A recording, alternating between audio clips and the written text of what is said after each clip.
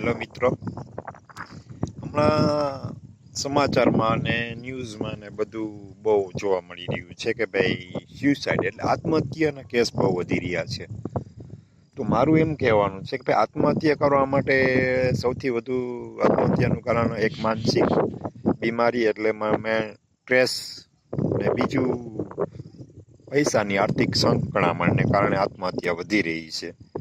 તો તમે એવા કોઈ પગલાં ન ભરો કે જેથી તમને પૈસા ગુમાવવા દેવો પડે. ગેમમાં પૈસા તમે ગુમાવો છો અથવા કોઈ વધુ પડતી લોન લઈ લ્યો છો. જેટલી આપણી આવક છે એના કરતાં ખર્ચ વધવો ન જોઈએ. અને બીજું ઘણા હવે ગામડામાં તો ઓછા આત્મહત્યા કરે પણ સિટીમાં વધુ આત્મહત્યા કરે છે. હવે આત્મહત્યા કરવા માટે ખાલી 10 થી 15 મિનિટ મગજમાં એક ગુણ ચડી જાય છે. એ ગુણ તમારા મગજમાં ચડી જાય એટલે આત્મહત્યા થાય છે, અથવા ટેન્શન આવી જાય છે, એની હિસાબે આત્મહત્યા થાય છે. તો મારે એમ કહેવાનું છે કે ભાઈ તમે આત્મહત્યા કરો, જો તમને પૈસાની તકલીફ હોય, ઘરના ભાડા અને આ સિટીમાં બહુ તકલીફ છે. સિટીમાં જે ઘરના ભાડા ભરી ન શકતા હોય ને આવક ઓછી હોય ને ખર્ચ વધી ગયો હોય તો તમારે શહેર છોડીને ગામડા તરફ ચાલ્યું જવાનું છે, જ્યાંથી તમારે 50% ખર્ચનો બચત થશે. અને ભાઈ જે તમારા કિસ્મતમાં હોય ને એ જ તમને મળે. આ કિસ્મત એવી વસ્તુ છે કે તમે જીઓમાંથી એરટેલમાં ન જઈ શકો કે એરટેલમાંથી જીઓમાં. આ સિમ કાર્ડ નથી, કિસ્મત છે એ ભગવાને દીધેલી વસ્તુ છે. એટલે તમે કિસ્મતમાં જે મળ્યું એ જ મળશે. એટલે તમે એ ચિંતા નહીં કરે કે હું આમ કરી નાખું, હું આમ કરી નાખું, એવું કાંઈ થશે જ નહીં. એટલે જે કિસ્મતમાં મળ્યું એ જ મળ્યું. એને એ કિસ્મતમાં જે મળ્યું એ ખુશ રહ્યો તો તમને માનસિક બીમારી પણ નહીં થાય, આત્મહત્યા કરવાનો વિચાર નહીં આવે, અને તમે જે કાંઈ કામ કરો એ ખુશીથી કરો, એમ શોખથી કરો, બોજથી નહીં કે મારી ઉપર આ બોજ આવી ગયો એમને. બસ મજા છે ભાઈ. અને આવક કરતાં ખર્ચ ઘટાડી દો.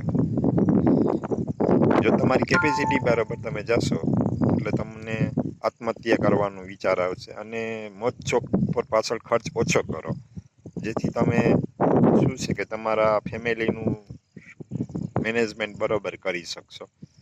મારું એ કહેવાનું છે કે ભાઈ આત્મહત્યા ન કરવી જોઈએ. જે વ્યક્તિ આત્મહત્યા કરી એ જિંદગીમાંથી જે મુશ્કેલીનો સામનો કરવામાં ફેલ ગયા એમ. એટલે ભાઈ મુશ્કેલી બધાયની હોય છે. ઘણાને પૈસાની મુશ્કેલી હોય છે, ઘણાને નીંદર રાત્રે નથી આવતી. તકલીફ તો બધાને છે. જ્યાં સુધી જીવશું ને ત્યાં સુધી તકલીફ રહેવાની છે. પણ જે કિસ્મતમાં મળેલી વસ્તુ છે એ તમે સ્વીકારશો કે ભાઈ મારા કિસ્મતમાં આટલું જ હતું, એ જ મળ્યું. તો હું જો અત્યારે M.Com DPGDC કરશો તો મને ગવર્મેન્ટ જોબ નથી મળી તો હું નિરાશ નથી થતો. અત્યારે હું ખેતી પણ કરું છું. તો એનો મતલબ એ નથી કે ભાઈ હું એટલો એજ્યુકેટેડ વ્યક્તિ છું અને મને સારી જોબ ન મળી તો હું એનાથી ખુશ છું કે ભાઈ હું અત્યારે પૈસે 10% કાંઈ પ્રોબ્લેમ નથી મારે, તો ગમે ત્યાં કામ કરવું પડશે. એટલે આ વસ્તુ છે.